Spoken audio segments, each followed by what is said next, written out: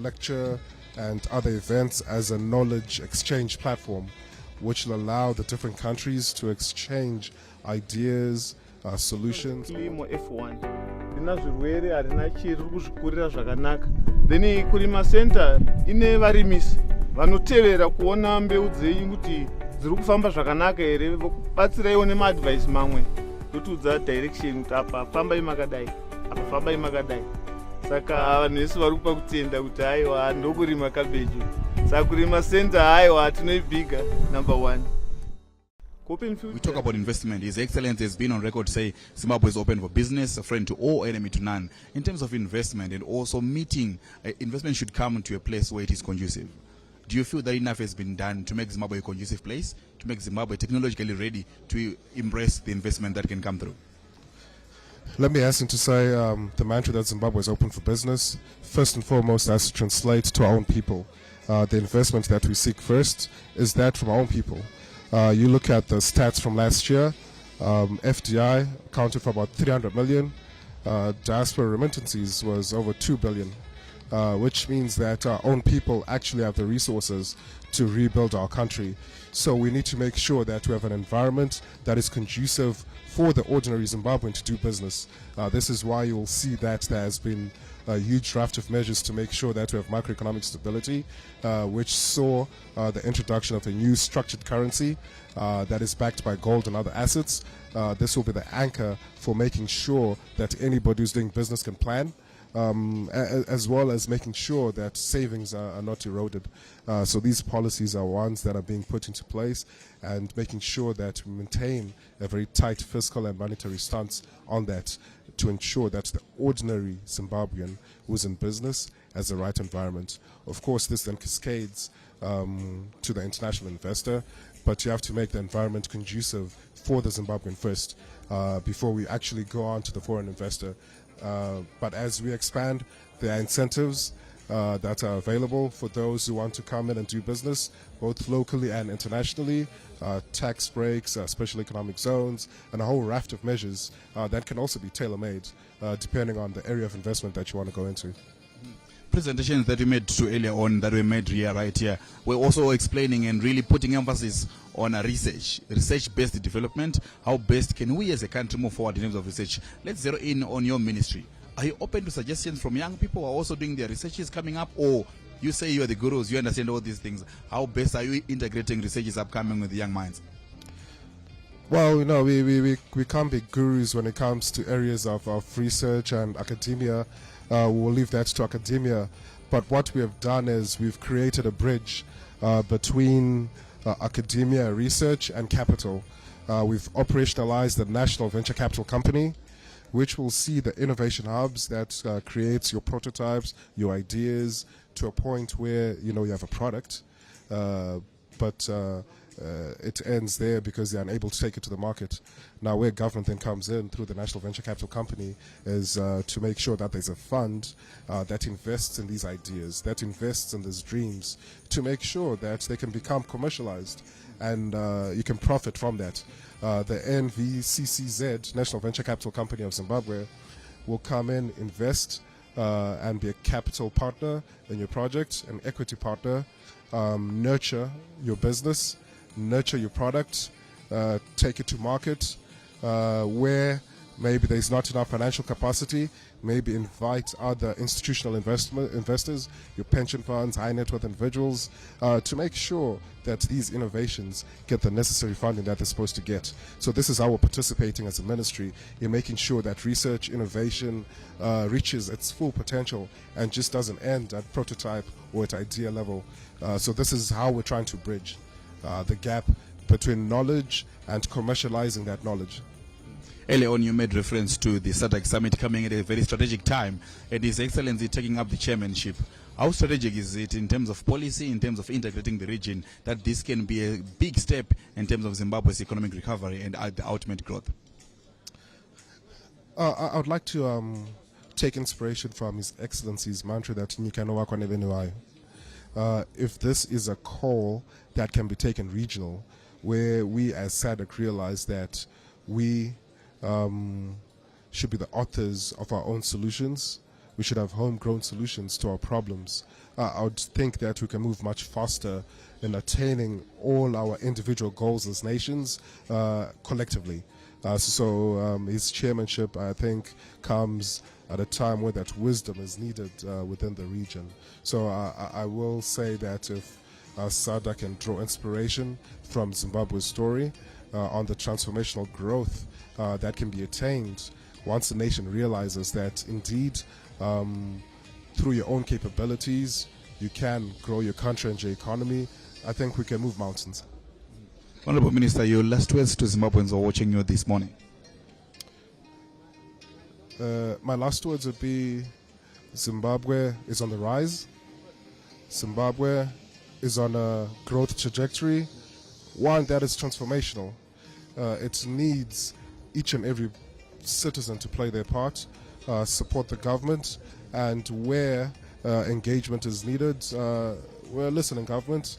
We have been going on various roadshows, understanding the needs, the wants, suggestions, contributions, criticisms from citizens. We're going through a period where there is so much input from everybody involved. Henceforth, all the solutions that we're coming with are coming from the people, people-driven, business-driven, and we'll continue on this path. So. Honorable Minister, thank you so much for coming through. These are the words coming through from the Deputy Minister of Finance, Economic Development and Investment Promotion, Minister Mnangagwa, explaining to us what exactly this SADC summit can do in terms of the economic growth for Zimbabwe, strategically for the region as well. And he explained in terms of the strength of our currency that we can only develop, especially on issues around integrating the Zimbabwean currency into the market and ensuring that the development that happens around that is also anchored on development right here in Zimbabwe. We do have more and more guests coming through, and remember that on Saturday His Excellency will actually be taking over the chairmanship, and right here he is expected to present a public lecture here at the University of Zimbabwe. He has actually arrived touring and finding out more of what has been done right here at the University of Zimbabwe. Now we also have another student who is joining us to understand more about what this means for their university, what they can actually learn, and how they will best push forward the development agenda. I will allow you to introduce yourself. Good morning and thank you for joining us. Okay, thank you. Thank you very much. My name is Rijo Bitron. I'm the Zimbabwe Congress of Students Union National Spokesperson. Let's get to understand firstly, the public lecture has been hosted right here at the University of Zimbabwe, highest learning institution in the country. Talk to me about the significance of students learning from such presentations and also getting to actually then implement the discussions that has taken place right here. Okay, thank you very much. Okay, first and foremost, I would like to thank His Excellency, our President, Comrade Dr. E.G. Mnangagwa, for coming up with a great initiative, the issue of the Education 5.0 policy, which was introduced by the Second Republic in all institutions of higher learning. It's a good thing, and for this importance of this gathering, the 2024 7th SADC Summit 2024, the University of Zimbabwe, is of paramount importance because to unpack the significance of Education 5.0, the significance of innovation, the significance of industrialization nation. So it's a good thing whereby government officials, government invited key stakeholders, and other invited SADC member states will converge, and whereby the issue of Education 5.0 will be in discussion. So it's of paramount importance. Your last words to students who are also watching you this morning? Okay, my last word is about the significance of this summit. It's of paramount importance because it will unpack the importance of Education 5.0, and also the issue of innovation is of great talk. Thank you so much and enjoy the rest of your day. These are some of the students who are still coming through, explaining how excited are they, what exactly they think students can learn from this one, and I will continue to speak to more of them to understand more about how best we are moving forward. And now, more and more guests, like we said, politicians will be coming through, and those who are with the experience there. Thank you so much for joining us, and good morning to you. Good morning to you. Let's start by understanding, when we talk of the SADC Summit, His Excellency taking over chairmanship on the 17th, and today is going to deliver a public lecture. How can institutions cultivate a learning experience from leaders who are leading the region like that? Maybe perhaps to start by correcting that I'm not a student at the university, No, the one that just went. but the Minister of Local Government and Public Works. Well, this is a great event and a great day for not only for Zimbabwe, but for the SADC region, because we are talking about very key important aspects of our development. One, that we now need to reinvigorate our research capacity. The research that we were used to was focusing on job hunting, job seeking. But now there is an innovation to say, let's produce products, let's innovate towards job creation, let's innovate towards creating employment, creating jobs, creating companies. Universities must create companies which they become shareholders, which is an innovation in the SADC region that if it's implemented, we will see a transformation process in the SADC region. So it's a very great important, and the speeches that were delivered by the various vice chancellors and speakers from various countries, Malawi, Angola, and others, were so mouth-watering. They were so inspiring in terms of the desire to want to now change our education. And Zimbabwe has already done that. We're now with the education 5.0, which is heritage-based. We are now looking at producing that is within the resources that we have as Zimbabweans. Firstly, the human capital resource that we have. We are now transforming it from being an employee to an employer or an employment creator. And this is an innovation that if the rest of the 16 member states in this other country adopt, we will see in a very few period of time, or by 2030, we will see a revolutionized SADC region in terms of industrialization and capacity utilization. Honorable Garo, you made significant contributions towards how universities can then transform the employees to become employer mindset for these students. But let's look at those already employed, those already working. What needs to be done to transform their mindset as they work, as they currently implement their current roles? Let's look at employment as the yardstick, as the stepping stone towards what you want to achieve at the end of the day. So you can use the employment environment that you have to develop yourself, to capacitate yourself to become an employer at the end of the day. And this is what Education 5.0 is also looking at. We know that because of the digital world that has transformed the whole world, we know that you don't need to be physical at a university to attain a degree. You can use any gadget that you have. You can use your smartphone. You can use an iPad. You can use a computer. And one of the presenters, I think it's Dr. Jimbo, was particularly appealing to the world, that the SADC world, of course, that let's, those that are in the digital world, let's provide affordable facilities for people, be them students, be them employees who want to further their education. Do that through the digital systems that are affordable. So we're looking at an affordable platform that children can access libraries and any other information that they want to transform their education system. His Excellency is taking up chairmanship. Maybe this is a great side for Zimbabwe. But in terms of the Zimbabweans supporting, what can be done by Zimbabwe to fully support Zimbabwe becoming chair and also utilizing that platform and opportunity? Well, our taking over as chairmanship, our president, Dr. Mnangagwa, taking over as chairmanship, is testament to the world of his leadership qualities. I mean, we are seeing Zimbabwe becoming the chair of SADC inside 10 years. Within 1 decade, we have done it twice. It's confirmation that Zimbabwe is got capable leaders, and our president has demonstrated to the world that he's a capable leader by transforming our infrastructure platforms. Look at our road network. Look at the type of houses that are being built.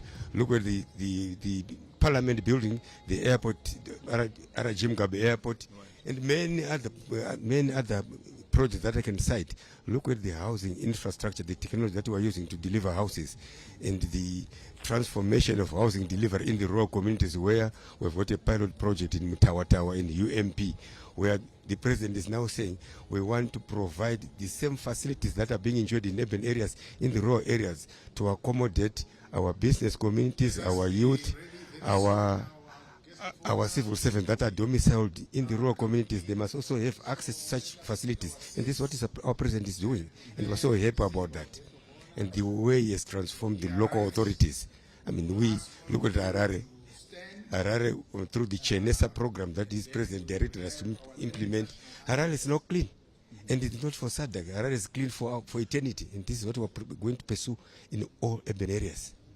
How can that pace be maintained, though? Yes, you've been preparing for SADC, but now, going forward, how do we maintain Harare clean and other cities as well? The first thing is it starts in our minds as Zimbabweans.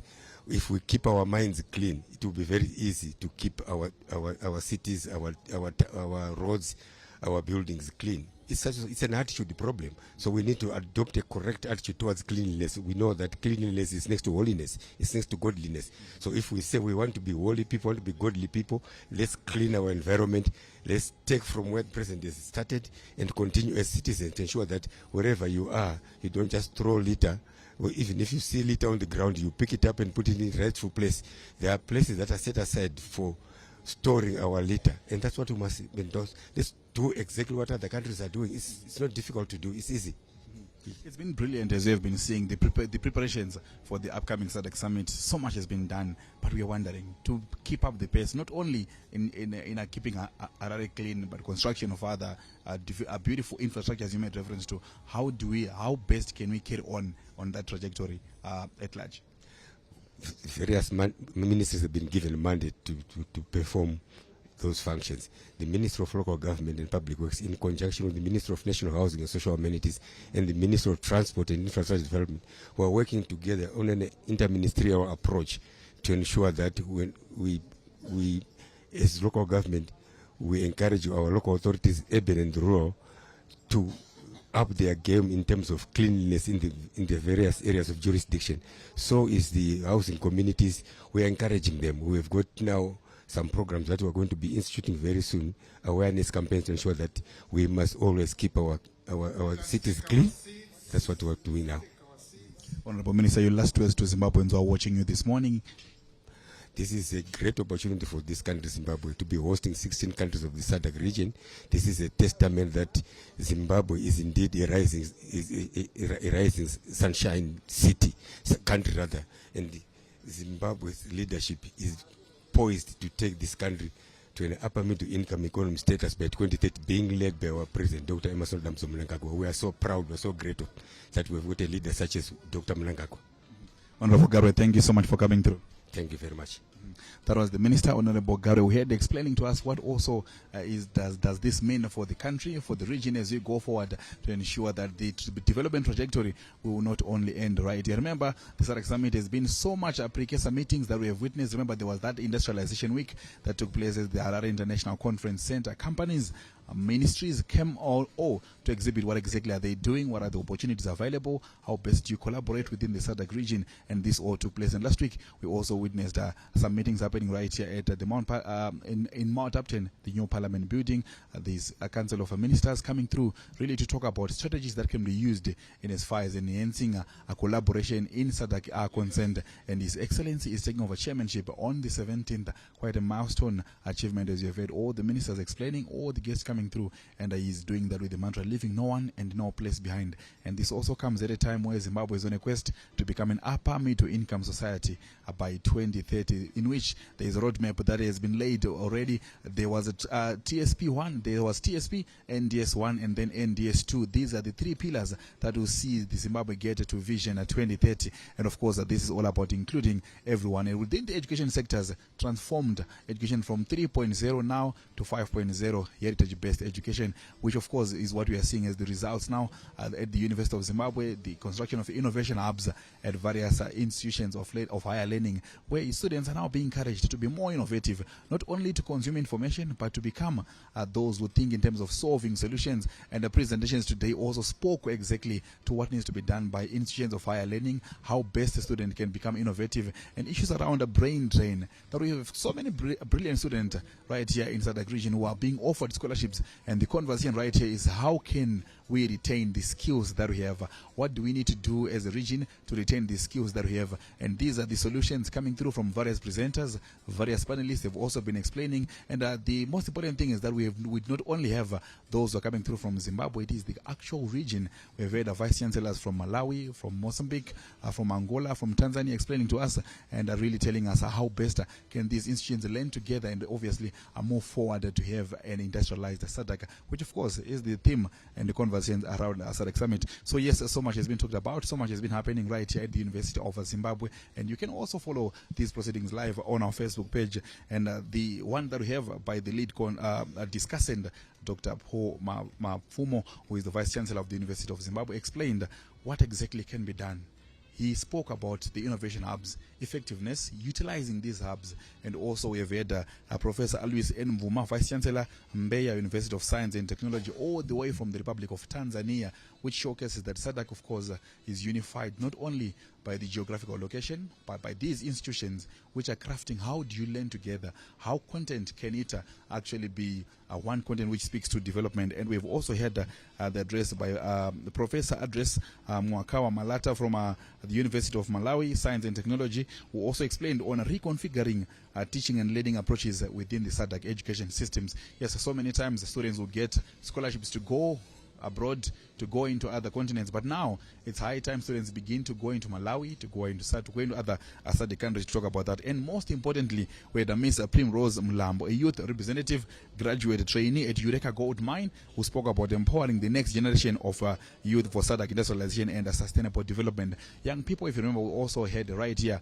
she was explaining how best can students learn? What exactly do they need to have? What skills are required in terms of technology, bridging the rural-urban digital gap, in terms of access for those in rural areas? How best can they be on the same page with their young people in urban areas, be it in primary and secondary education, be it in the rural areas? They all get to learn. Now we are witnessing the arrival of the Vice President, and now let's get to see the arrival of Dr. Chiwenga, who is now entering the podium, and everyone is now ready to see the presentation. And now we are also seeing Vice President Mohadi arriving right here at the Diamond Lecture in the University of Zimbabwe, expecting shortly the arrival of His Excellency, and shortly he will be giving us that public lecture. Let's close over and follow proceedings as we witness the arrival of these two Vice Presidents, and shortly His Excellency will be joining us. We can take our seats.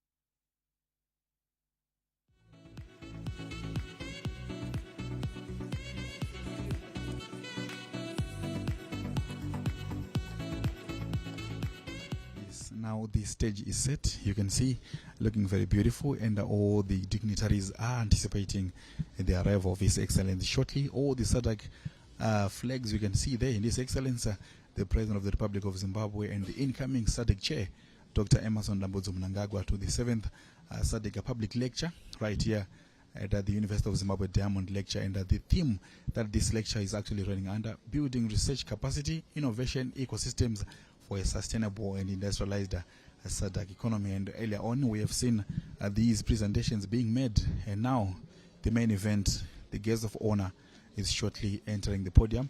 His Excellency Dr. Emerson Dambudzo Mnangagwa will be joining us, and we will get to listen to his presentation, explaining on what needs to be done. And to give you a bit of information about the panelists we have had: Professor Andres Malata, the Vice Chancellor from Malawi University of Science and Technology, who earlier on presented on reconfiguring teaching and learning approaches in SADC education ecosystems, explained the importance of ensuring that we are all at the same page as a region. And she's actually the former Vice President of the International Confederation of Midwives, former President of Africa Honor Society of Nursing and Stigma and Tau International. And now let's see His Excellency arriving, the President of the Republic of Zimbabwe, Dr. Emerson Dambudzo Mnangagwa, being accompanied by the two Vice Presidents coming through to present the public lecture. Now the national anthem will proceed, and we'll get to follow proceedings shortly. The national anthem for SADC, and then the national anthem for the African Union. Choir.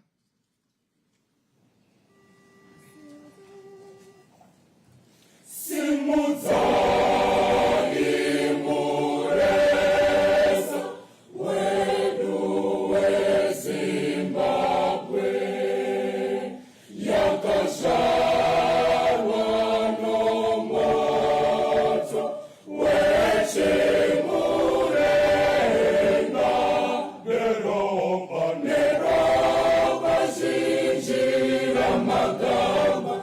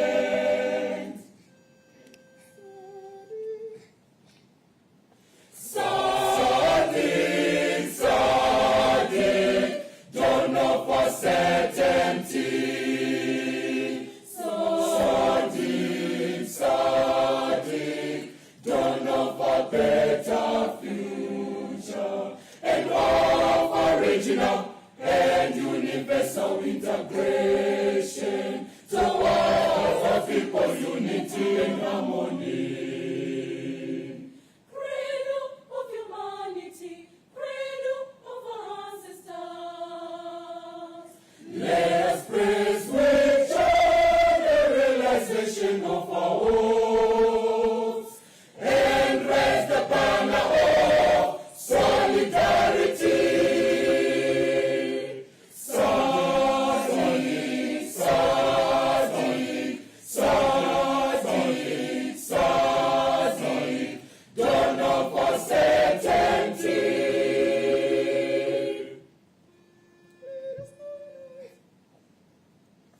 Let us all unite and celebrate together the victories won for our liberation.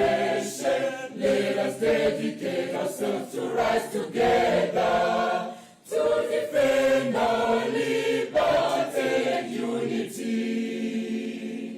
All sons and daughters of Africa, flesh of the sun and flesh of the star, let us make Africa the tree of life.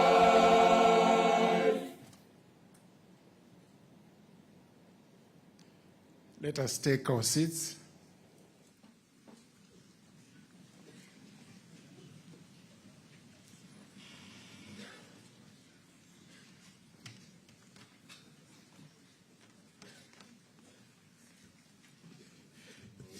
I welcome you all to the 7th SADC Summit Public Lecture 2024. To kickstart our program, which is part 2 of our program, we are going to have recognition of the dignitaries who are here with us.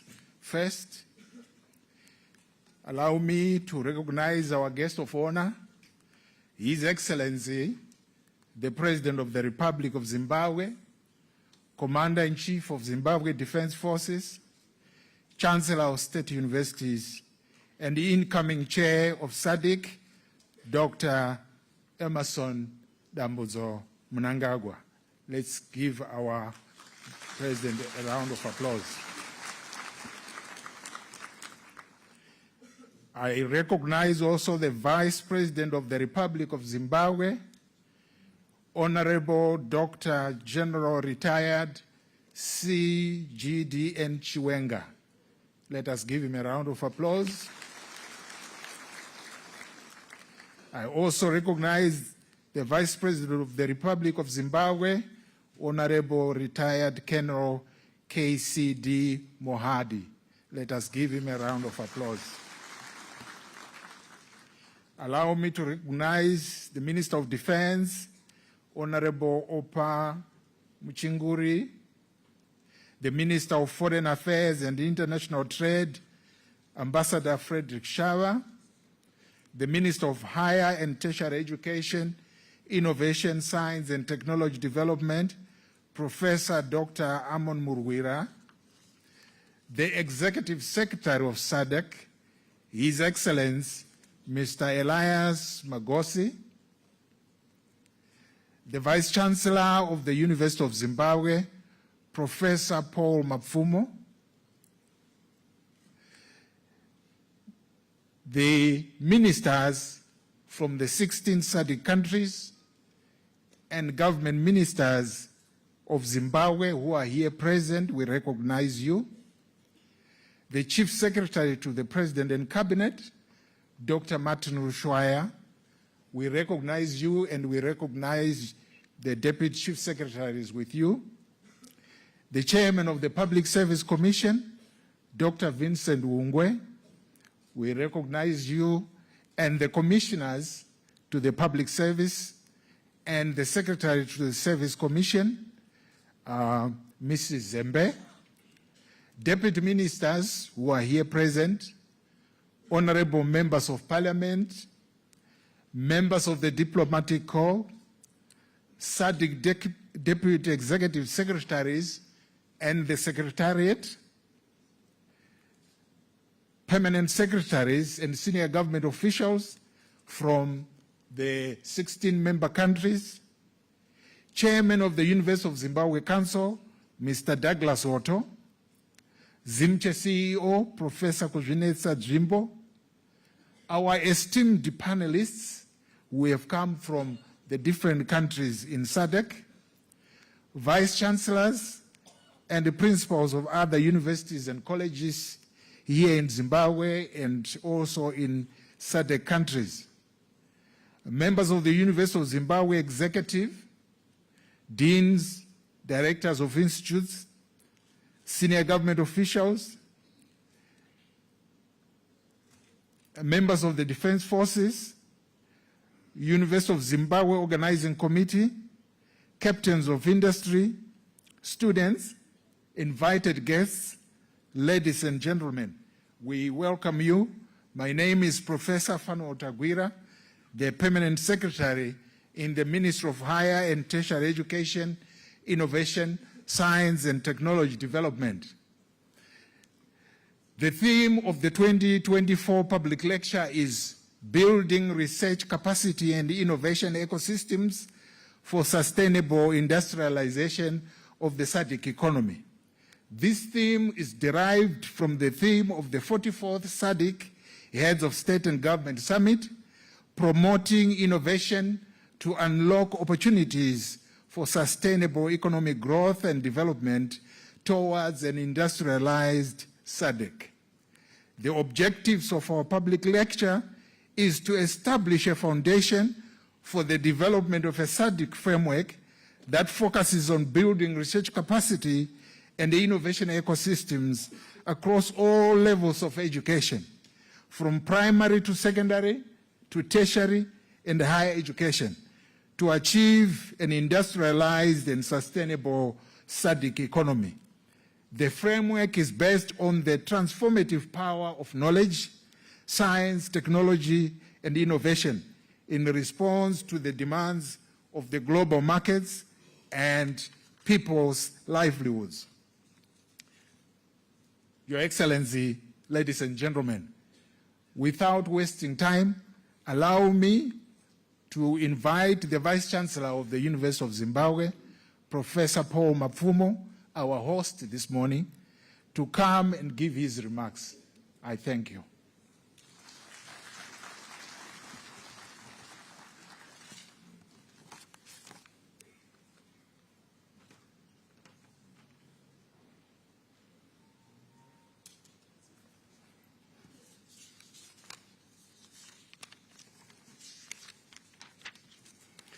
Your Excellency, the President of the Republic of Zimbabwe, Commander-in-Chief of the Zimbabwe Defense Forces, Chancellor of the Zimbabwe State Universities.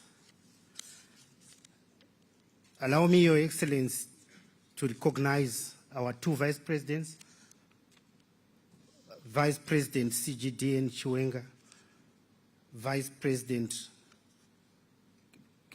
Honorable Vice President CGDN Chiwenga, Honorable Vice President KCD Mohadi. Your Excellency, allow me to ride on the protocol as announced by the Director of Ceremonies. It is my profound privilege and honor to welcome you, Your Excellency, to the 7th SADC Public Lecture hosted here at the University of Zimbabwe. The lecture has brought together a truly remarkable and diverse audience: the academia, heads of states and government, captains of industry, business leaders, policymakers, members of the diplomat community, the SADC Secretariat, youth, women entrepreneurs, and members of the SADC public. The diverse people in themselves represent a critical anchor of an innovation ecosystem necessary to move the SADC industrialization agenda forward. Your Excellency, by gracing us with your presence and visionary leadership, you have assembled all the necessary components of the current and future ecosystem.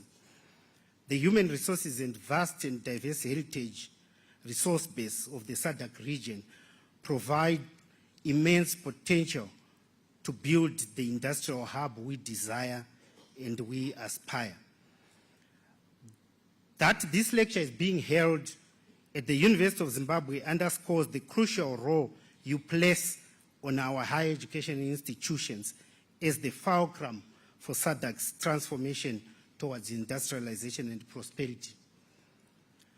As the incoming chair of SADC and the chancellor of this esteemed university, Your Excellency, you have demonstrated courageous and self-believing leadership that has inspired us all to develop our own country brick by brick, as inspired by your philosophy of Nika inovakwa nevinavayo.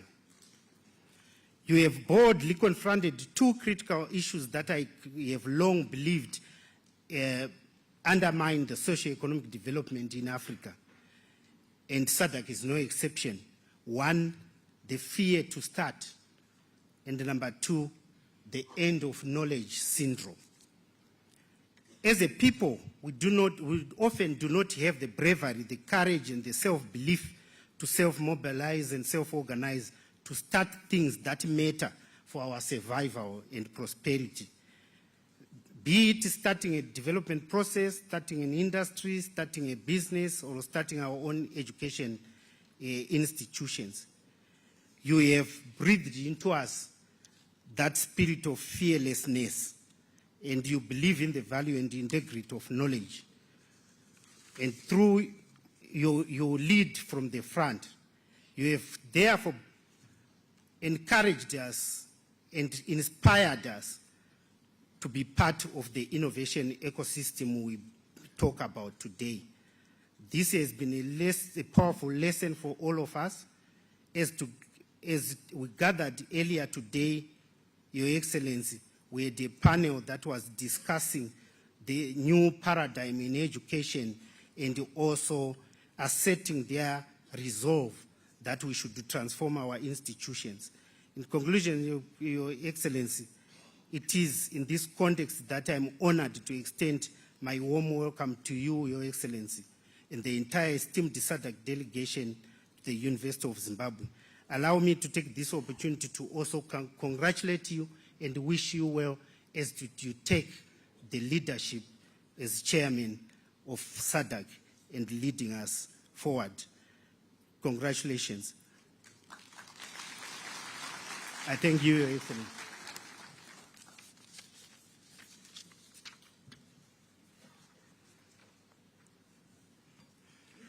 Let us give the Vice Chancellor another round of applause. Without wasting any time, it is my honor to invite the SADC Executive Secretary, His Excellency Elias Mpedi Magosi, to come and address the youth.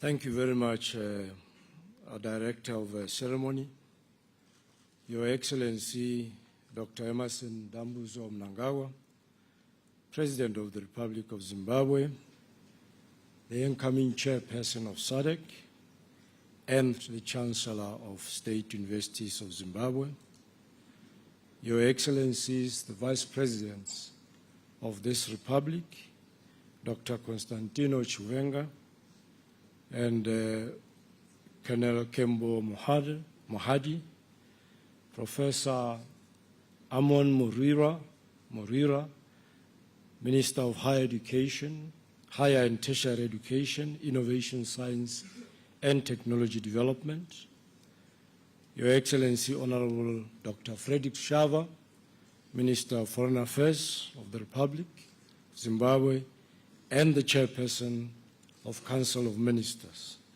Honorable Ministers and Deputy Ministers in our midst, Professor Dr. Paul Mafumo, the Vice Chancellor of the University of Zimbabwe, and all other protocol observed.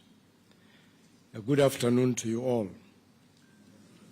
It is my honor and privilege to deliver these remarks before you this afternoon. This year's SADC public lecture. SADC public lectures are convened on the margins of ordinary summits of head of state and government to raise public awareness about SADC and provide an excellent platform for engagement on policy and many other dimensions of the SADC integration and development agenda. On behalf of SADC Secretariat, allow me to warmly welcome you all to the lecture. Let me also extend our profound gratitude to the government of the Republic of Zimbabwe and the management of this university for collaborating with the SADC Secretariat to organize this important event. We are greatly honored by the presence of His Excellency, Dr. Emerson Dambuzo Mnangagwa, President of this great republic and the incoming chairperson of SADC. And I am delighted, Your Excellency, by Your Excellency's gracious acceptance to be the guest speaker and deliver the public lecture today. I am informed, Your Excellency, and I think it has been mentioned now, that you are the Chancellor of all state universities in this republic.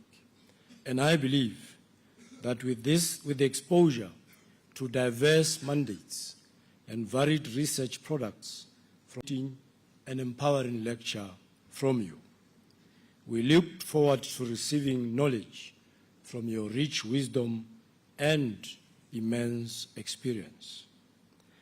Your Excellency, ladies and gentlemen, a university is a perfect platform, in my view, for a public lecture because, as the University of Johannesburg highlights, and I'm paraphrasing, such lectures ignite critical intellectual inquiry and promote various subjects to wider audiences. Such lectures, we are informed, attract various stakeholders, including undergraduates, postgraduate students, university staff, and especially the public, why it's a public lecture. We are also informed that lectures present exceptional research contributions, as well as highlight the involvement of academics in addressing real and material problems in our society and the environment. A few takeaways for me from the above description. The first, targeting and engaging the public in such intellectual rigor and exchanges helps bring these academic institutions closer to citizens to appreciate their value and contribution to society. Second, they are supposed to address or solve real problems societies face, not just to focus mainly on scholarly academic achievements. I'm also a strong believer, Your Excellency, that our universities in the region must live up to these expectations I just described, lest they are rendered irrelevant, purely academic, and self-serving. Third and lastly, most of these institutions are founded or are funded by their governments, state institutions especially. It is my fervent belief, therefore, that they must be challenged to make a good return on investment. It is only when they are solving old and contemporary societal problems that they are truly worth the investment the public, through governments, places on them. Today's topic of the public lecture, titled Building Research Capacity and Innovation Ecosystems for a Sustainable Industrialized SADC Economy, is relevant to the SADC agenda, with specific focus on science, technology, and innovation. Our region has enormous potential to exploit its natural and human resources by diversifying its economies, primarily through industrialization. The growth of our industrial sector will bring more high-income jobs, upstream linkages to domestic firms, and triple effects through the region's economy for both formal and informal sectors.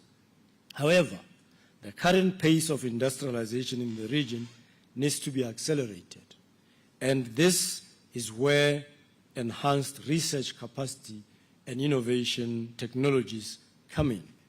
This is where universities must become relevant and catalyze the region to achieve real and meaningful industrialization. They must, in my view, interrogate the challenges our region faces in this regard and find creative and sustainable solutions for us to leapfrog the developed world. Your Excellency, and I think we've seen parts of that earlier this morning, Your Excellency, when we went through the exhibitions. Your Excellency, ladies and gentlemen, one of the main reasons for the low pace of industrialization is our region's inability to build technological capacity and promote innovation. We are encouraged, however, by the growing recognition of the role that science, technology, and innovation can play in achieving development goals and transform the region's economic growth trajectory. Bridging the skills deficiency gap in science, technology, and innovation is vital for unlocking the region's potential and accelerating economic growth and prosperity. SADC member states ought to continue to create an enabling environment through pro-innovation, pro-science, and pro-technology policies, which are dedicated to overcoming barriers related to regulation and investment, while enabling the private sector innovation, adaptation, and adoption. At the same time, governments ought to invest in creating an ecosystem that facilitates investment in science and technology in a way that will not just accelerate discovery, but also allow innovations to enter the marketplace more quickly and easily. Innovation can result in increased productivity as one finds means and ways to improve existing processes, streamline operations, and implement new forms of technology. In line with the SADC Protocol on Science, Technology, and Innovation, which entered into force in 2017, we are implementing regional programs to facilitate research, innovation, and technology transfer, where some progress has been made through the increased STI policies, as well as financial commitment to research and development. Several member states have adopted STI policies, and almost all member states have a dedicated government department responsible for this function, as well as specific institutions assigned to implement related programs. Your Excellency, the SADC Secretariat is currently working on developing regional support programs to bolster innovative ecosystems and startups. We are also working on the development of a regional startup model law framework. In addition, the Secretariat has considered, and I think it's important, the establishment of the Regional Innovation Fund as a part of its priority projects. The purpose of this fund will be to strengthen regional innovation systems, especially the linkages between the public, the private, and academic sectors, which I think we're already seeing with the exhibitions outside, which are key to driving industrialization. Some of the issues which needs to be addressed include bridging the technological divide through access to technologies and sharing experiences and successes within the region, and promoting inclusive innovation. Member states are also encouraged to build a strong science culture, which encourages collaboration within and between countries around science, technology, and innovation. Your Excellencies, ladies and gentlemen, as I conclude, I would like to emphasize that science, technology, and innovation will remain a major enabler to achieving the development goals of SADC and its member states.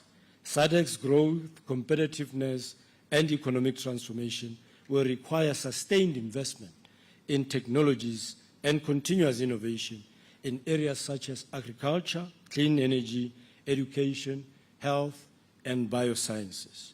By investing in science technology and promoting innovation, we can empower our youth to become drivers, not only of economic growth and job creation, but also of solutions to the pressing contemporary challenges facing our region. We ought, Your Excellency, to be deliberate and empower them, trust their judgment and abilities, and allow them to blossom as a flower and flourish. Without us doing this enablement, they will remain a wrapped package that we may never know what is inside. It is time to unwrap the package and reap the demographic dividend. With these few remarks, I wish to once again welcome you all to the 2024 SADC Public Lecture. I thank you, merci beaucoup, muito obrigado, asante sana, tatenda, yaleboha.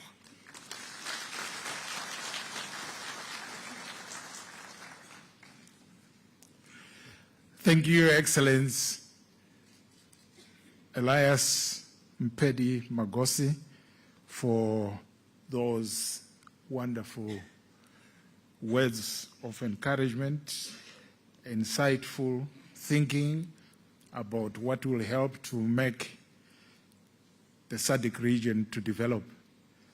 One important thing you said that I've captured, which I'm sure will excite a lot of our vice chancellors. You talked about building a regional innovation fund. We want to thank you for thinking in that direction. Let's give him a round of applause. Thank you very much.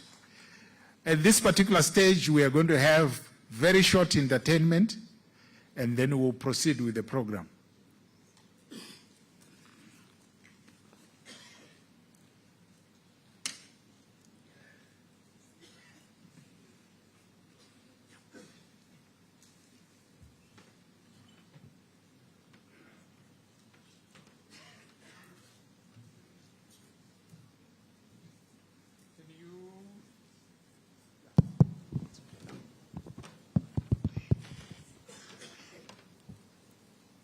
Where are you hiding amongst the giants?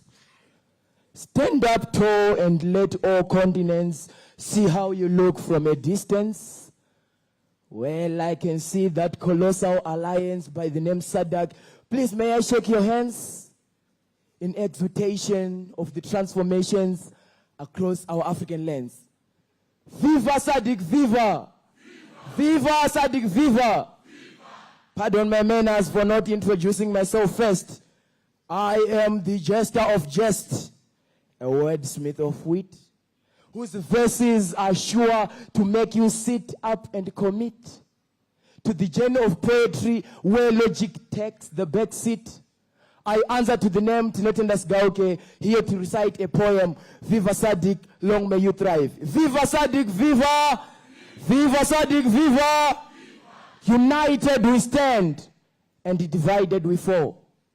A sole country can only manage what's on its shore, but their amalgamation to form a block will explore the ocean's core. Umoja ni nguvu, unity is strength.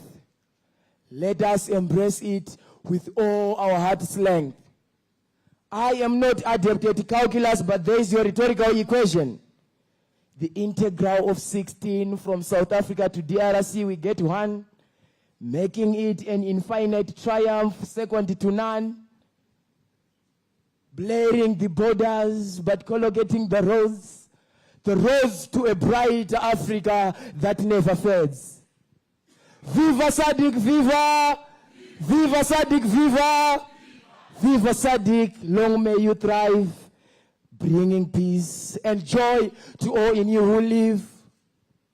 Como Senor Esther, the distinguished representatives of SADC, I can see you are all burning with ideas to speak. Of course, to speak development at its paramount peak. Well, the suits are gathered in one venue. driven by their insatiable appetite to drive societies anew, highly motivated to combat racism, boldly charging in with its 2024 sounding theme, a vest which shall kindle innovation's flame.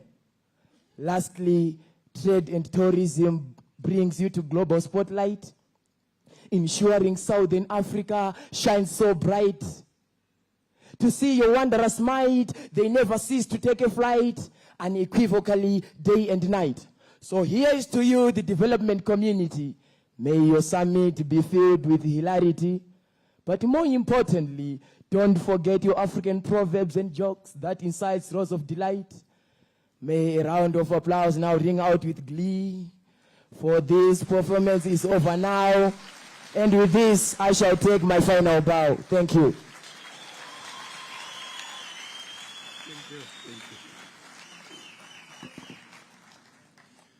Viva SADC, viva!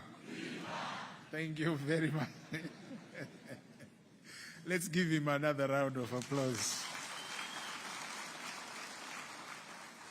At this stage, allow me to invite my own honorable minister, Honorable Professor Dr. Amon Murwira, to give his remarks and also to introduce the next speaker. Thank you.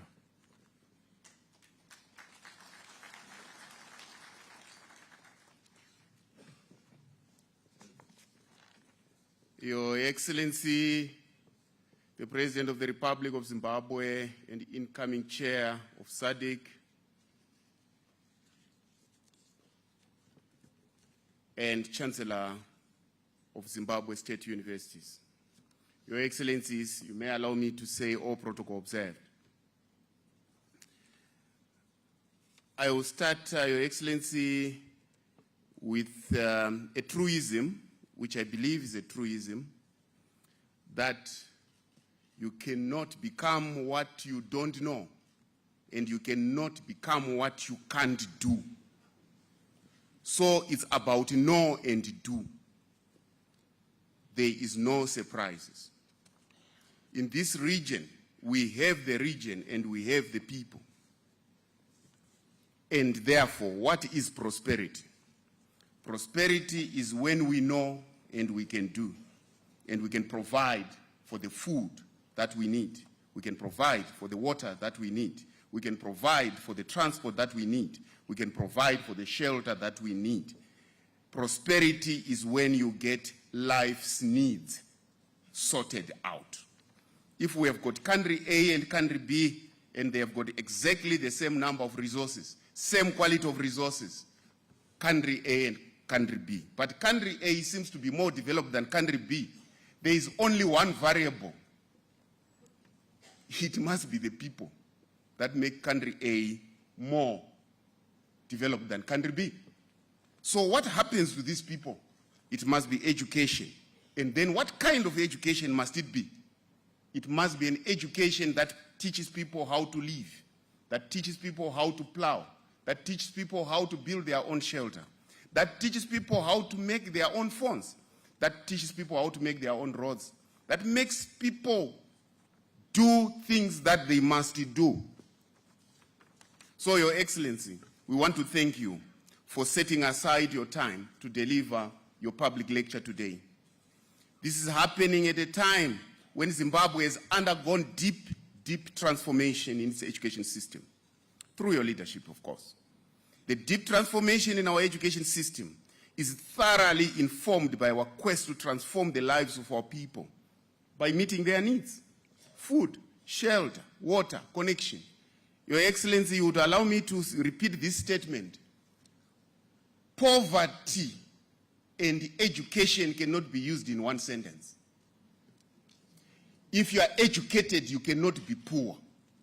If you are poor and you think you are educated, it's not education, it's something else that you were given.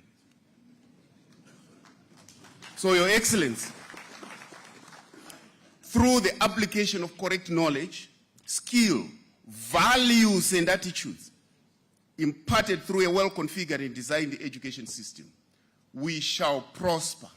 We shall make our region be what it wants to be.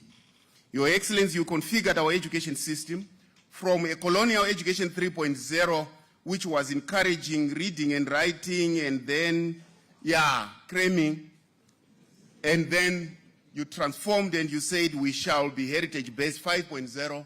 We shall industrialize. We shall innovate. We shall do our education to produce what we need. So this is a transformation. This is a revolution. We are departing from that education designed to produce workers to an education system designed to produce its own people, its industrialists. Your Excellency, your realization that no country can develop faster than the development of its education system necessitated this deep transformation in our education system. And we believe this is the basis of the revolution of the mind.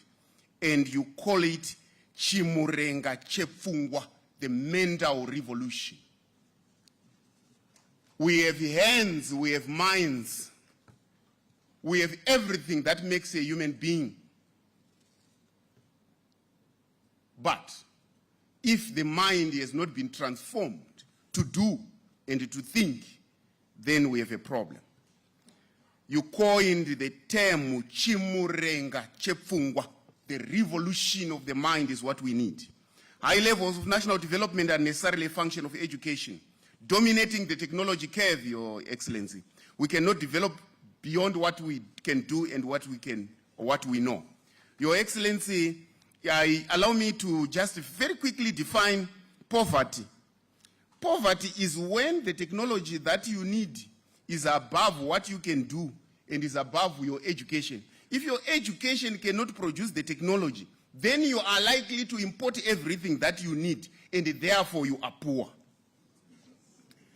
If your education is able to dictate the type of technology that you use, at least 80% or more, then it means you make what you need. It therefore means you are prosperous. Therefore, if poverty is equals to PV, and technology is equals to T, and education is equals to E, therefore PV is when T is greater than E. And prosperity is when your education is dominating your education, when you get what you need. Your Excellency, in this new education system that you designed, it is important to realize that education is an enabler for meeting our human needs. And you always say to produce goods and services that you need. Education is not for show. Education is not for gowns. Education is for food. Education is for medicine. Education is for shelter. Education is for confidence. Education is for development. That's what it is. It's not about how many papers are behind you. As long as those papers you have and your people are poor, then those papers are useless as well. Your Excellency, the origin of industry is from education, is from what we know. What we know must address what our people need. Therefore, what our people need shall inform our syllabus. And our syllabus shall be able to produce the industry that we need to eat, that we need to be able to be healthy, that we need to build our roads, that we need. Because sometimes people say, there's this latest this from who? If it's not from your education system, therefore, it means your T is greater than E. It means you are poor. Your Excellency, this is your battle. I believe I've been able to summarize your battle that you will be able to tell us today in your public lecture. You have always said a country is built by its own people. Nyika inovakwa nevene vayo. Ilizwe lakiwa ngabanikazi vayo. SADC is built by its own people. There is no abracadabra. There is no magic. You have to know and you have to be able to do. And there is no other secret you have told us. With these few remarks, Your Excellency, allow me to ask the Honorable Vice President of the Republic of Zimbabwe, General Retired Dr. Constantino Gouveia Dominic Chiwenga, to come and give his few remarks and introduce you, Your Excellency, Tatenda siyabonga, asante siyabonga.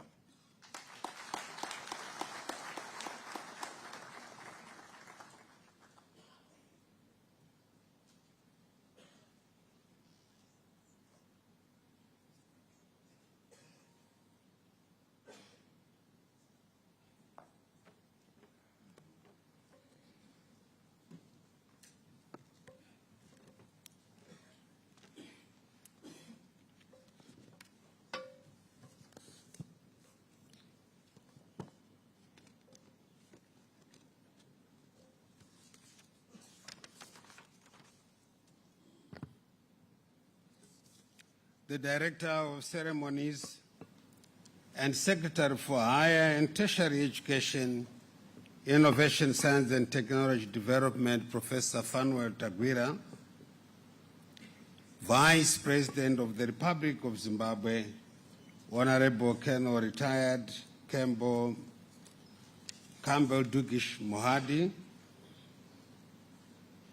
Honorable Minister of Defense and Chairman of the ruling party of Zimbabwe, ZANU-PF, Comrade OCZ Mchinguri Kashiri, and Speaker of Parliament, Honorable Jacob Mdenda. Our host minister for Harare Metropolitan Province, Honorable Charles Tavengwa, Minister of Higher and Tertiary Education, Innovation, Science and Technology Development, and Minister who defines poverty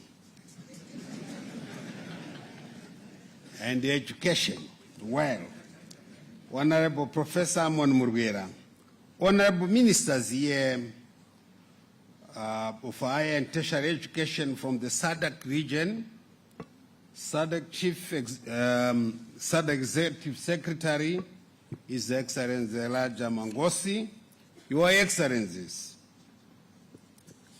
let me ride on the protocol already given. Ladies and gentlemen, good afternoon to you all. It is my distinct privilege to introduce the guest of honor at the 7th Southern African Development Community public lecture.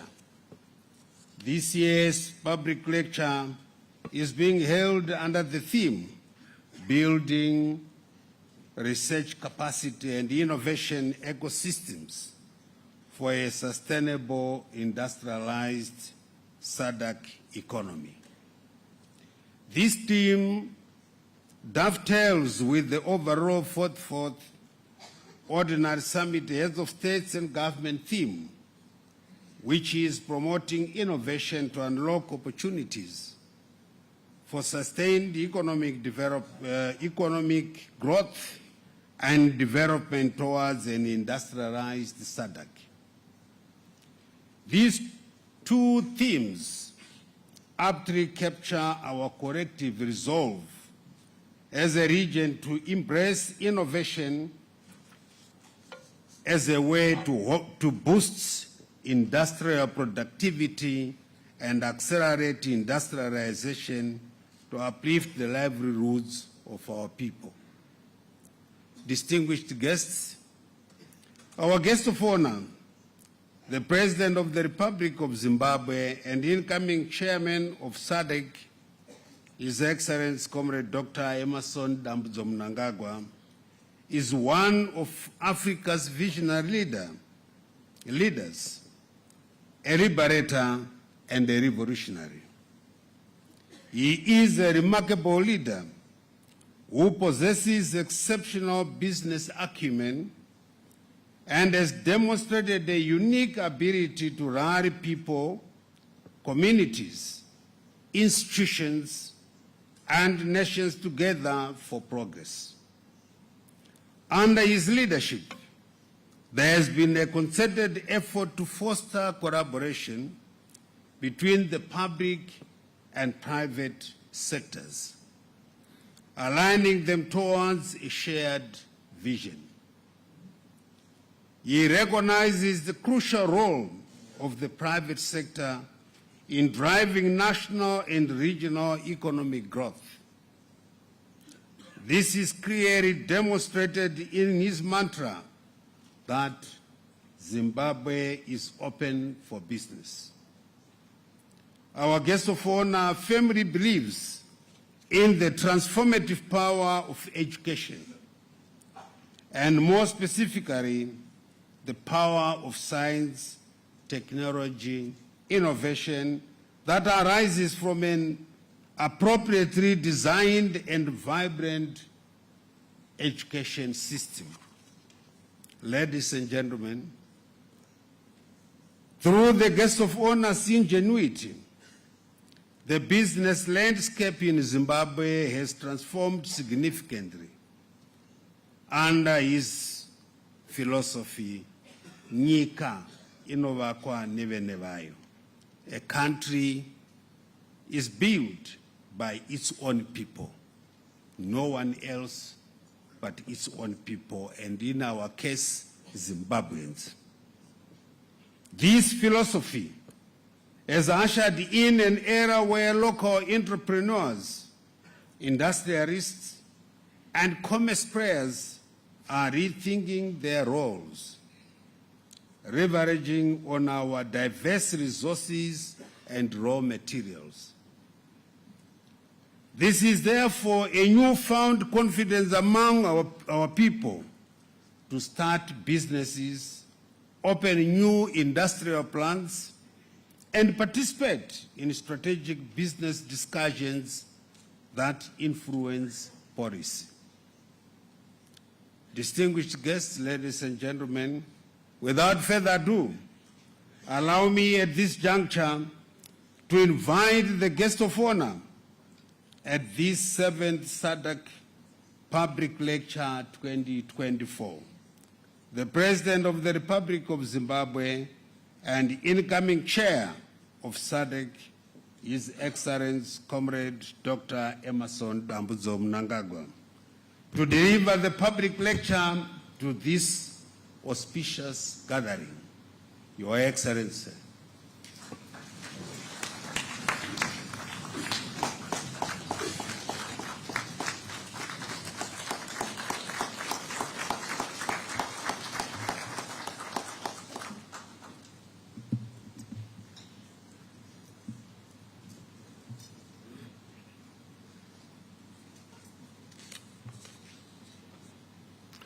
Kindly be seated.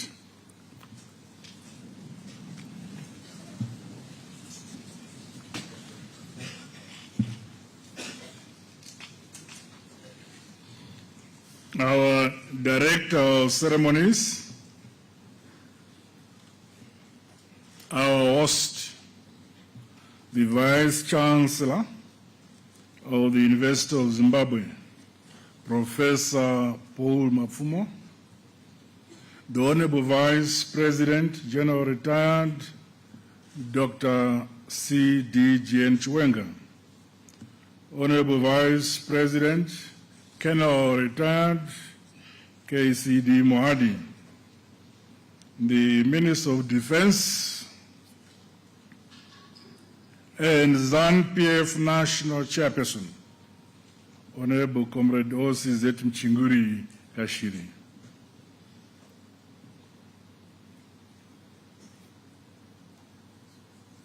Minister of Foreign Affairs and International Trade, Chairperson of the SADC Council of Ministers, Ambassador Frederick Shava, Ministers and Deputy Ministers who are here. Your Excellency, my dear brother, Elias Mpendi Magosi, SADC Executive Secretary, welcome. Your Excellency, Executive Secretary of the United Nations Economic Commission for Africa, if he's here, Ambassador Gatete. Your Excellencies, members of the Diplomatic Corps who are here, the Chief Secretary to the President and Cabinet, Dr. Martin Scheuer, esteemed guests from SADC and beyond, comrades and friends, ladies and gentlemen. Allow me at onset to welcome you all to the Republic of Zimbabwe for the 7th SADC Summit Public Lecture. This event is one of the precursors to the fourth Ordinary Summit of SADC Heads of State and Government to be held here in Harare in the next 2 days. It affords the peoples of SADC the opportunity to reflect and sharpen strategies to accelerate our collective vision towards deepening regional integration as well as economic development for shared prosperity. The theme of this lecture, building research, capacity and innovation ecosystems for a sustainable industrial SADC economy, end of quote, is an apt call to action and encapsulates the need for new paradigms of education to leapfrog the modernization, industrialization, and the holistic development of SADC. Anchored on research, science, technology, and innovation. In the case of Zimbabwe, this urgent imperative reality saw us successfully implement our heritage-based education 5.0 philosophy.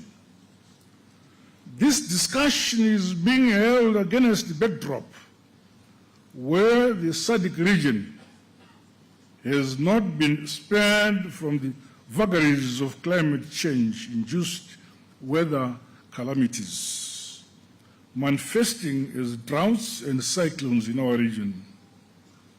Additionally, other global shocks such as pandemics, geopolitical conflicts, and the shifts in world trade patterns all have far-reaching consequences to the approaches that must be adopted by developing countries for a sustainable future. Combined, these factors, among others, signal the emergence of a new economic world order. Our SADC bloc has to position itself strategically to convey the realities of both domestic and global events into economic and business opportunities that lift our people into greater prosperity.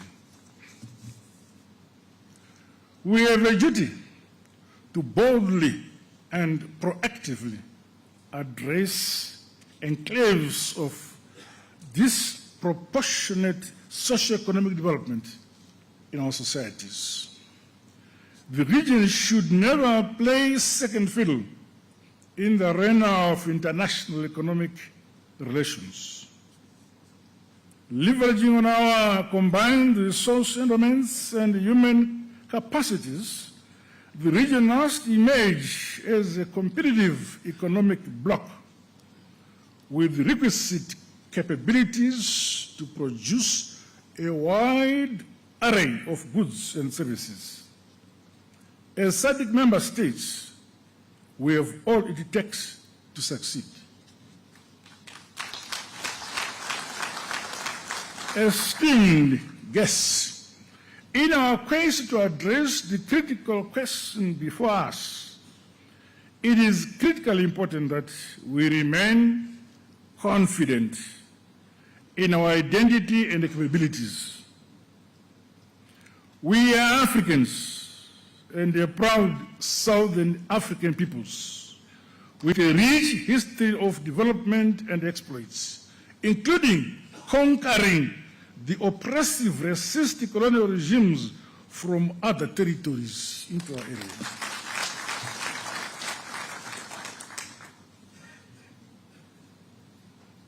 In Zimbabwe, we say, it's better in Shona. I'll also put it in English, but it's better understood in Shona. Nyika inovakwa, igotongwa, igonamatigwa nevenevai.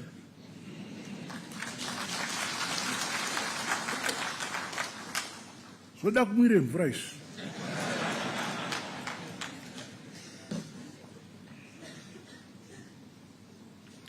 For the benefit of those who would understand Shona, a country is built, governed, and prayed for by its own people. This underscores the weighty responsibility we all carry to drive development in our countries from both an individual and collective standpoint. Gone are the days where we depended on people from elsewhere to develop our economies, provide services for our communities, and avail goods for our industries and commerce. The forebearers and founding fathers of SADC fought for the political liberation, the democracy and the independence and freedom we are presently enjoying. This current generation of SADC citizens, yourselves, should take deliberate steps to exit perpetual dependence.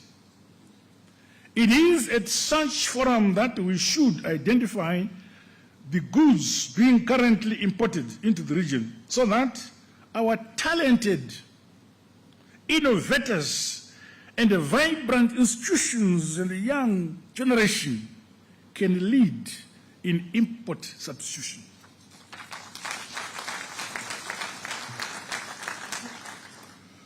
Through appropriate and timely research, as well as relevant science, technology, and innovation, new business and trade opportunities should be created for SADC to become a key player in the world of today and that of the future. Further, information relating to trade opportunities brought about by our emerging trade bloc, the African Continental Free Trade Area, along with possible synergies with other regional economic communities, should be made less opaque for the generality of our people. This is essential if we are to expand markets and open new routes into the broader global economy. African institutions such as African Bank and African Development Bank, together with our respective financing and trade facilitation entities, are challenged to scale up support and avail trade information for our people, especially our youth, our women-led industries. To harness the new opportunities, SADC member states must sharpen capabilities around identified areas of comparative advantages. We should create business and trading niches which are unique and yet complementary to the countries of our region. For example, the next industrial revolution will be powered by renewable energy, primarily driven by lithium and the solar energy, which we have in our region. As such, more research and skills must be developed to enable the establishment of a new generation of companies and industries around these subsectors to produce new forms of value-added goods and products. For all the above to happen, along with accelerated modernization and industrialization, the right development philosophy is fundamentally important. This, in my view, lies in transforming our education and research ecosystem to be anchored on science, technology, and innovation.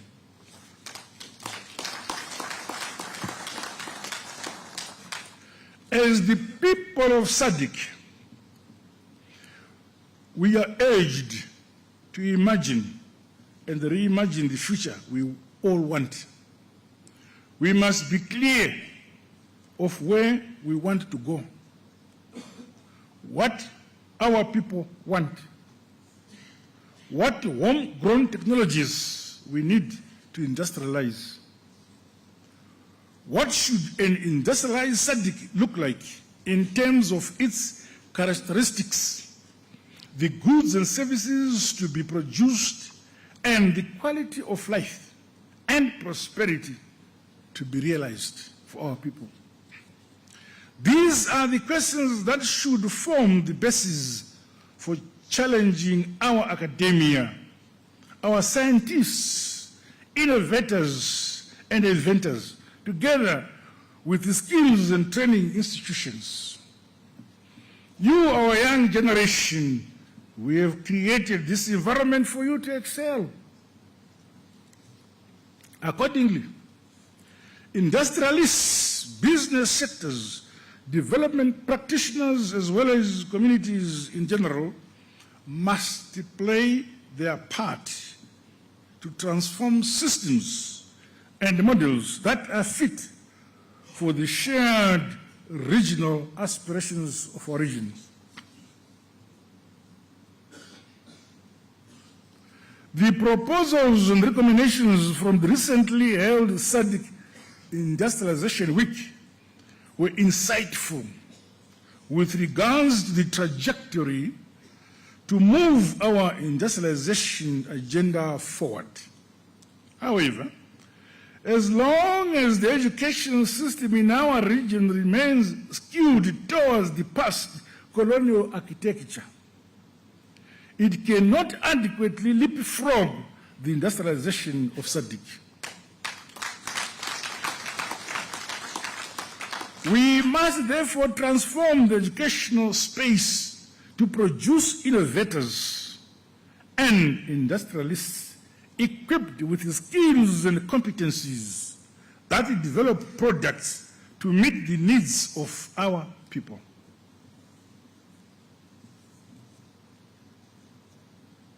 In Zimbabwe, our heritage-based Education 5.0 philosophy embraces research, innovation, and industrialization as important mandates for all levels of the education sector.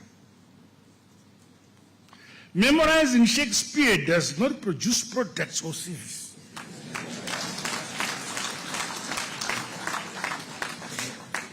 We should focus on our God-given natural and cultural endowments to drive development. The appropriate research and innovation are fundamental to the advancement of both our domestic and regional development agenda. With the correct configuration of our education, innovation, science and technology ecosystems, we can unlock maximum value from our natural resources and the human capacities. The change of the education framework has seen my government setting aside a specific budget for innovation, research, and development. I said to my Minister of Science and Technology, here is the budget. Tell our girls and boys at our universities to dream and dream. Make products and services.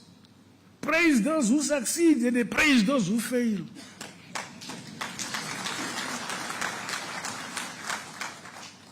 In addition, policies have been crafted to ring-fence and provide funds to support emerging innovation ecosystems. This has resulted in the establishment of innovation hubs, industrial parks, science parks, and incubation centers across all institutions of higher education in Zimbabwe. We fund all our institutions of higher learning for our boys and girls to waste the money, imagine. Out of 100 cases, we may have 3-5 successes. 95 is wasted, but that is progress. Through the new education framework, our young people in the universities and colleges have exhibited immense capabilities, zeal and determination towards building a modern and industrialized Zimbabwe.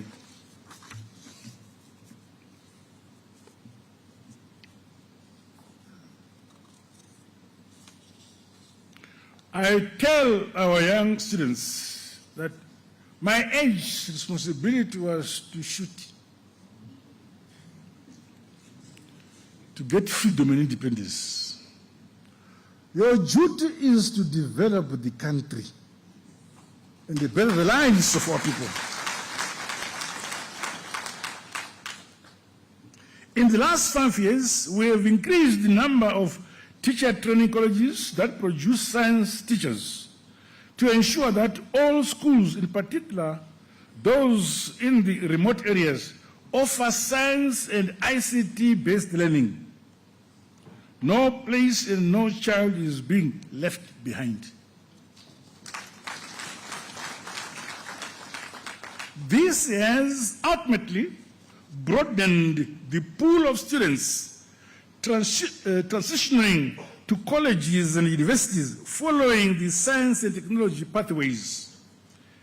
In this way, we are building the critical mass of scientists and technologists to deliver an innovation-led and knowledge-based economy. I may not know what it means, but I think they know what they must do. Further, our heritage-based education diversified innovation ecosystem by strengthening linkages between the academia, industry, and commerce. This transformative education system has started to bear fruit in this country. We have seen the emergence of various innovation and patents as new forms of assets. Meanwhile, new technologies and start-up companies are producing relevant goods and services in response to the dynamic needs of industry, our commerce, and our society. Notable entities that have emerged include start-up companies in the local production of quality vehicle number plates, which you've just seen this one, you may not have seen it in the science-based livestock production system for growing the national herd, a national pathology research and diagnostic center for providing health diagnostic services, wine and juice producing plants from our local indigenous fruits, as well as another in the production of medical oxygen and industrial gases. Let me talk about this medical oxygen. COVID. COVID. Oh, English. Okay. Some problem came called COVID. And because Zimbabwe was on sanctions, we were listed at the bottom.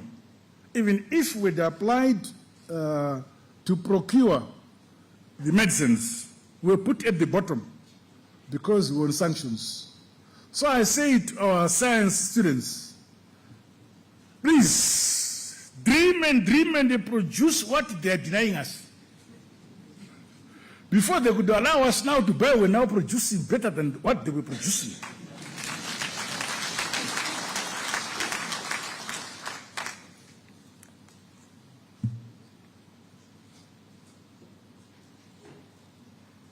ndapa pamanje.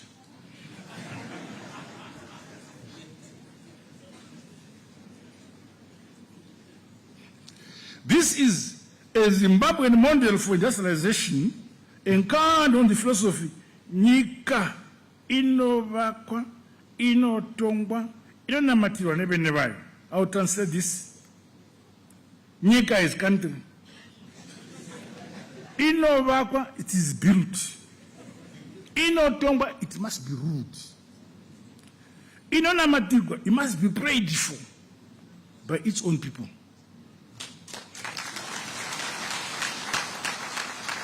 No people from another country who commit themselves to build your country. No people from another country who rule your country in the manner you want to rule yourselves. No people who pray for your country in the manner you want to pray for yourself, for your country. But rule yourselves, pray for yourselves. Build your country yourselves. These three. This is what is in heaven.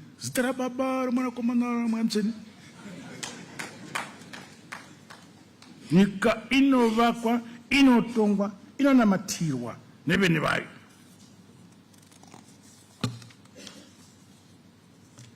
Zimbabwe is ready to share experiences of this journey with SADC member states as we evaluate, review, and restructure our respective education model to drive the industrialization and the modernization of the bloc.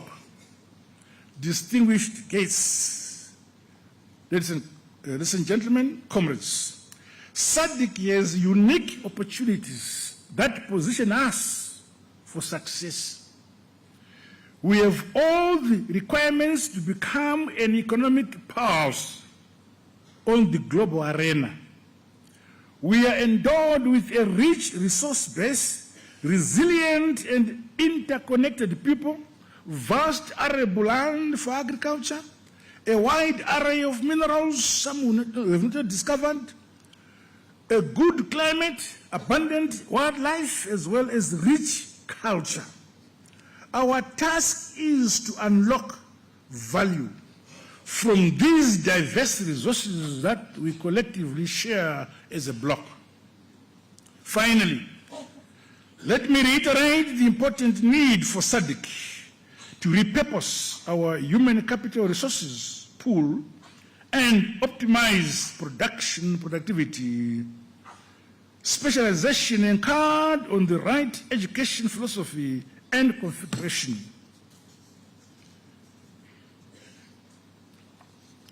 To achieve this, the programming of our new education system should be aligned to the abundant and the key resources distributed across SADC bloc.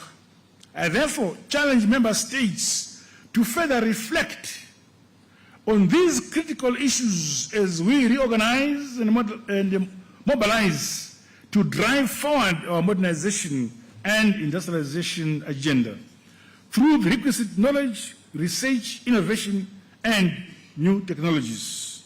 No one and no member state must be left behind. The future of SADC is in our hands. Siyabonga, tinotenda. Asante sana, merci beaucoup, obrigado, I thank you.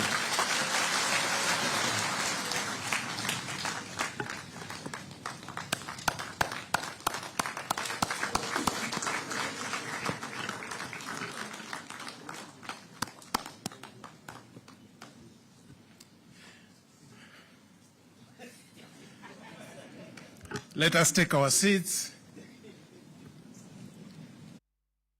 Tinokugamuchirai nemufaro pano pakurima Center Bindura. Zita ndinonzi Pamela Jair. Pano tinotengesa maproducts edu ekumunda anosanganisira ma-insecticides, ma-herbicides, ma-fungicides, ma-nematicides nema-fertilizers. Tinowana zvakare mishonga yemombe, yahuku uye chikafu chacho chehuku. Tinoti huyai pakurima Center iri pedo nemi muwane zvose zvamungada nemutengo yakaderera. Kurima Center, kurima kune mari. important. His Excellency has said the region must engage in must energize itself and become a competitive bloc. We have all we need to succeed, so there is no reason why we can't succeed. We have everything we need to succeed. And he emphasized the mantra, nyika inovakwa navene vayo, nyika inotongwa navene vayo, nyika inonamatigwa nevene vayo, which for those who don't understand Shona, he said, build your own country yourselves, rule your own country yourselves, and pray for your own country. This is very important. He has also said the current SADC generation must exit the perpetual mourning and the perpetual poverty syndrome through the harnessing of the power of science and technology, which is very critical for the success of the region. He said investment in science and technology and production of innovators must be a priority for all the countries in the region. The education transformation in Zimbabwe has been a game changer. And I'm sure all of you who stay here, you know our education is now a game changer for the development of our country. And we know all this came through the visioning and the leadership of His Excellency. Let's give him a round of applause.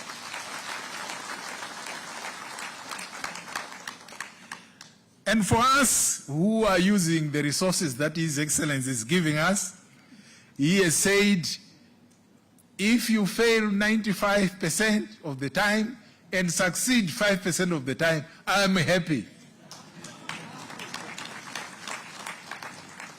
So we want to thank you, Your Excellency. You also said we must build a critical mass of scientists. Indeed, there is no nation that can develop without a critical mass of the scientists that the nation requires. Let us unlock value from our heritage, and that is exactly what our education is about, a heritage-based education 5.0. Let us develop SADC by unlocking the value from the value chains that we have in the SADC region. We thank you, Your Excellency, and we give you another round of applause for that wonderful speech. At this particular stage, we are going to have entertainment, music, but while we are having the music entertainment, I want to call upon Professor Mapfumo and the Honorable Minister to prepare for the presentation of the gift. Thank you.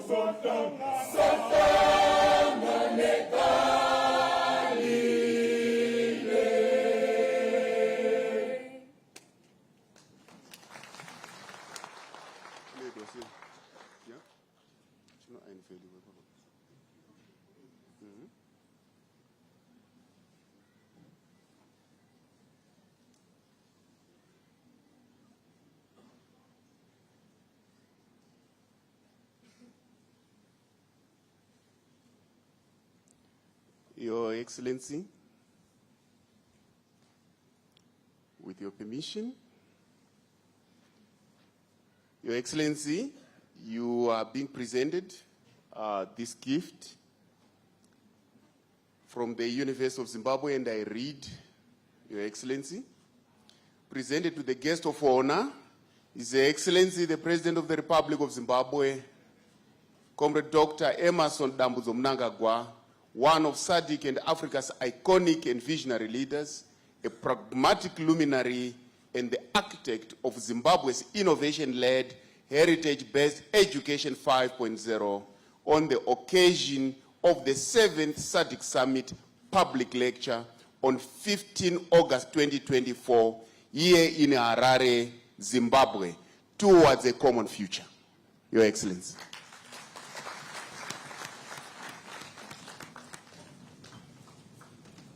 Thank you.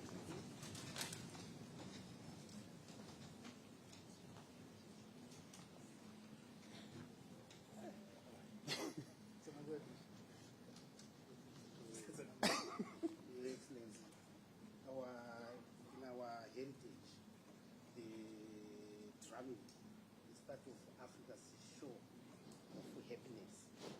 Can you give him the mic? Sorry. Your Excellency, in our culture, it is our heritage that the drum is about the show of happiness and the show of vibrance in what we want to do. Even if we succeed, even if we fail, but we look forward with the happiness. Normally, we also brew our own type of beer where people dance and play, and some drink more than others. But this is our presentation to you, which shows a setting of our instruments, our happiness, our people dancing at the success you are bringing us through your visionary leadership.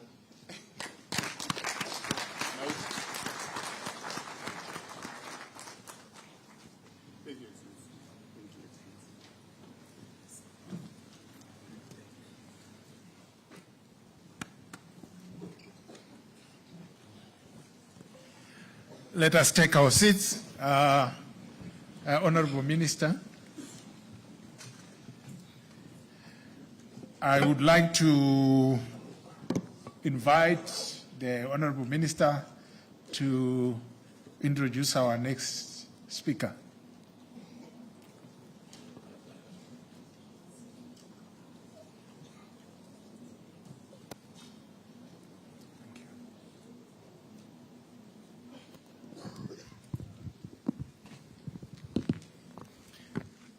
Your Excellency, may you allow me to invite the Honorable Vice President of the Republic of Zimbabwe, Colonel Retired Comrade Kembo C.D. Mohadi, to come and propose a vote of thanks. Honorable Vice President, sir.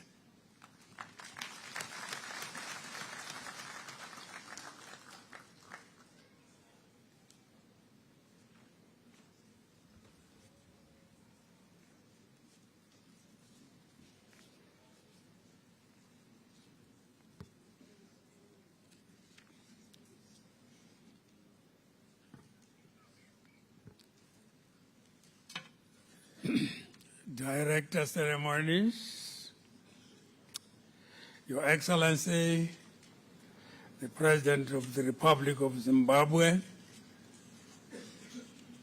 Comrade Dr. E.D. Mnangagwa, and other excellencies here present.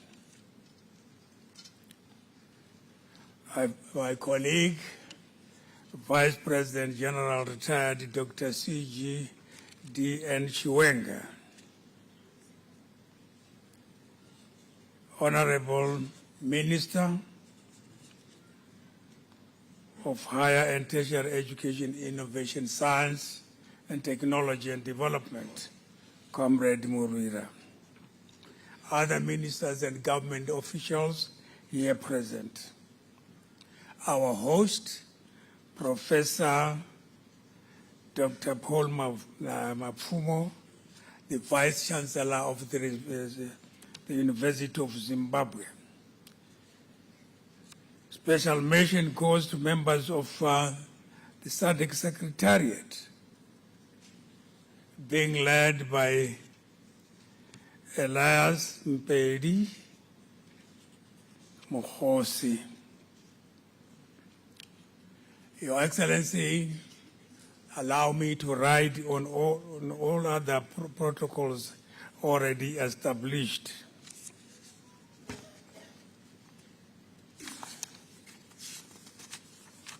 Your Excellency, I rise to propose a vote of thanks for this historic occasion of the 7th SADC Public Lecture, an event of the 44th Ordinary Summit of the Southern African Development Community, SADC, Heads of State and Government. I'm pretty sure we are all in agreement, Your Excellency, that your lecture was both expressive and quite thought-provoking. Allow me to commend the University of Zimbabwe and partners conceiving such a wonderful idea of a public lecture as part of our SADC summit process. One just hopes that the lecture becomes a permanent feature of SADC summit. I'm more than happy the idea of public sector came against the backdrop of a successful SADC Industrialization Week, itself another thoughtful initiative of the organizers of the summit. Personally, I take your lecture, Your Excellency, as testament of your unwavering commitment to education, research, and development. Your lecture not only convinced us of the linkages between education and industrialization, but also reminded us of the important role of education in fostering critical thinking, creativity, and problem-solving skills. We learned from the nuggets of your wisdom that education provides the knowledge and skills that drive industrialization for our communities in the region. You reminded us of the need to leverage local resources, talents, and skills as we pursue industrialization of our communities as a region. Your lecture underlined your mantra to build our region brick by brick and stone upon stone, leaving no one and no place behind. Your articulation of the issues of SADC development in your lecture demonstrated your firm belief in the value of science, technology, and innovation. Indeed, through science, we can best leapfrog the development of the region. We thus, as leaders from the SADC community, must not undermine the crucial role of our universities in the development of our communities. As I wind up my vote of thanks, Your Excellency, allow me the honor and privilege to thank your fellow heads of state, some who have already arrived for the summit and others who are yet to arrive tomorrow as scheduled. I wish also to extend my acknowledgements to you all in your various capacities and indeed to the organizations you represent. My special mention goes to SADC Secretariat for a sterling job in ensuring the success of this event. We know you have been working round the clock to ensure we have a successful summit. They say, and I quote, "It takes a worm's eye view to organize an event of this magnitude," unquote. Last but not least, allow me, Your Excellency, also to thank Professor Mapfumo in his personal capacity as the Vice Chancellor of the University of Zimbabwe for becoming the first such institution in the region to host a SADC public lecture. Congratulations. Your Excellency, I thank you very much for the lecture. And they say in Swahili, Sante sana. In Sutu they say Gyaleboa. In Venda they say Ndoreboa. In Shona they say Datenda. And Devele they say Siabonga. In French they say Merci beaucoup. In Russian they say Spasibo Pajalsa. Thank you.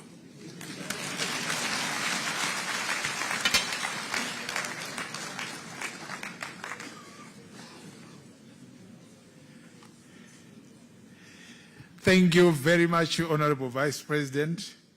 You can all see the Honorable Vice President knows many languages. Kialibu andate. Thank you, Honorable Vice President.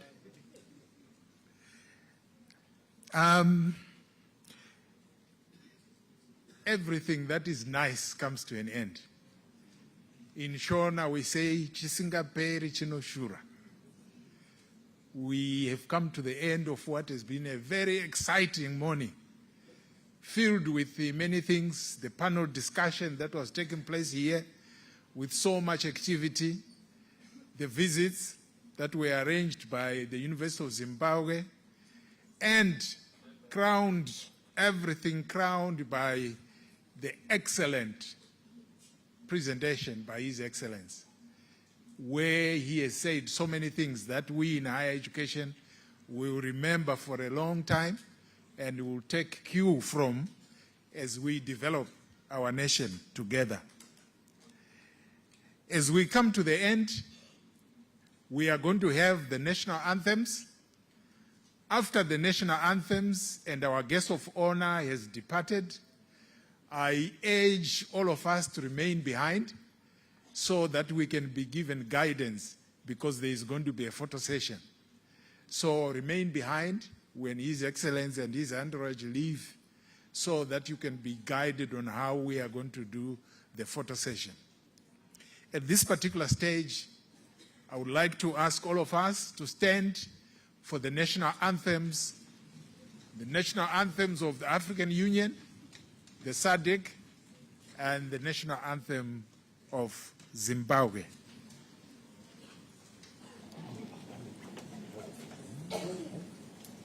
Let us all unite and celebrate together the victories won for our liberation. Let us dedicate ourselves to rise together to defend our liberty and unity.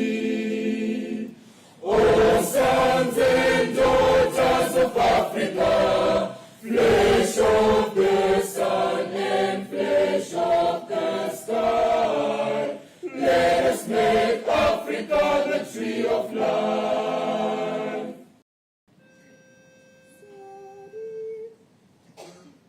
So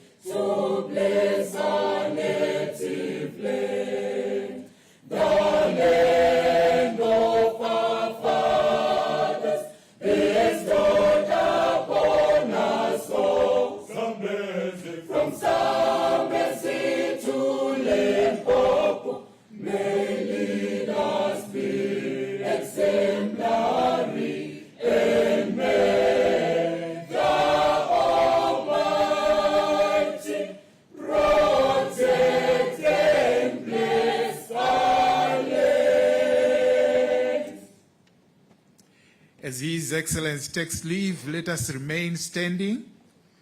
I want to thank you all for coming and joining us this morning. It has been a wonderful morning. Thank you.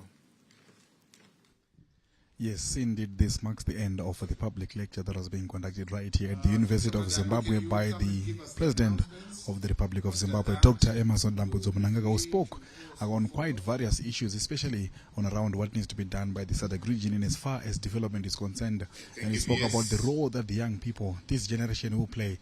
And he said his generation was responsible for shooting, going out and liberating the country.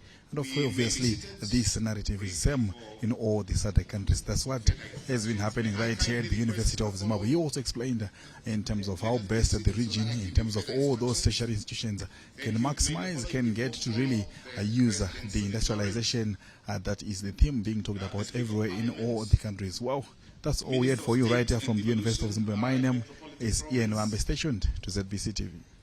Foreign Minister. Many thanks there, Ian, as you gave us, of course, events taking place at the University of Zimbabwe, the venue for the 7th SADC Public Lecture presided over by President Emmerson Mnangagwa, who is the incoming SADC chairperson. The president will officially take over as chairperson of the regional bloc this Saturday, the 17th of August 2024, at the 44th SADC Summit of Heads of State and Government. Of course, tomorrow we expect the arrival, as is today, of other heads of state and government who are coming in for the 44th SADC Summit. We want to say thank you for having been part of this broadcast. Otherwise, enjoy the rest of your viewing. I'm Justin Matlahla.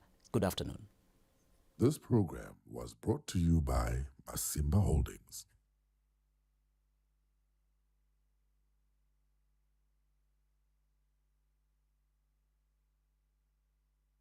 What is the SADC we want?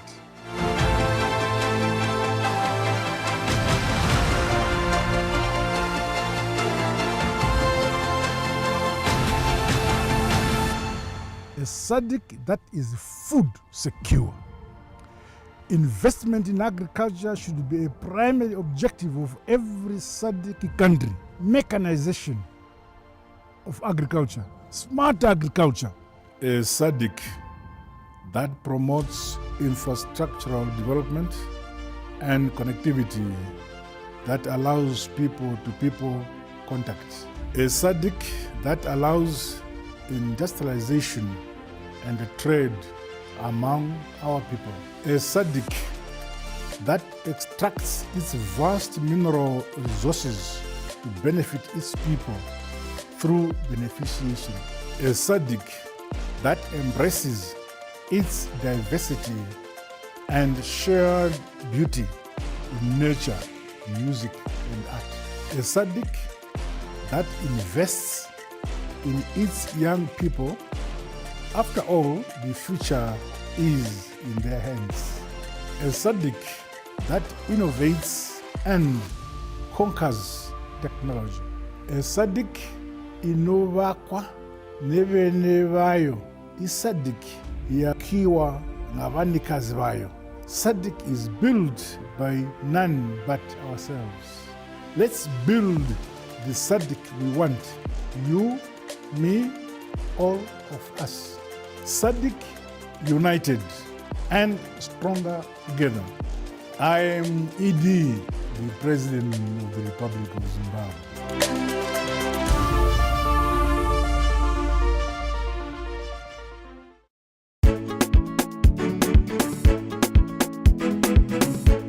Makorokoto matenderwa makorokoto.